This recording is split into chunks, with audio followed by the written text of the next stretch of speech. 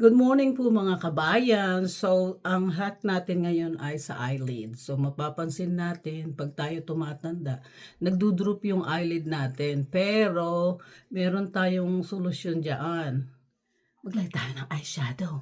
Ang paglalagay po ng eyeshadow ay hindi lang kaartehan, hindi lang aesthetic. Meron ding benefit at ang benefit niyan ay exercise. So, kung ini-exercise natin yung ibang parte ng katawan natin, why can't we exercise our eyelids? So, ito yung gamit ko.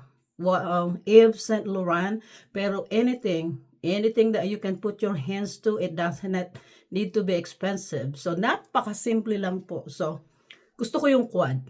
And I always use the lighter one as a base. So, gaganyan lang po, oh. Ganyan lang. And extend mo outward po ang paglalagay. Outward. Para nabibinat yung muscles ng ating eyelid. Ganyan lang. 1, 2, 3, 4, 5, 6, 7, 8, 9, 10. Tapos, sa kabila naman. So, ganun din. Okay, and then 1, 2, 3, 4, 5, 6, 7, 8, 9, 10.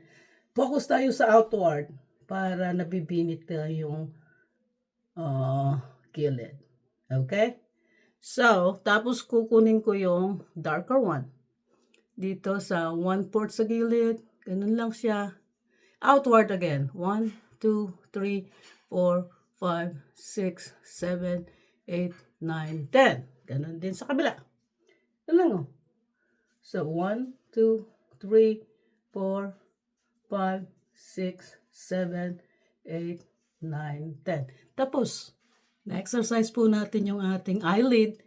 Hindi siya, magdodrop man siya pero matagal bago mag-drop. So, try nyo po.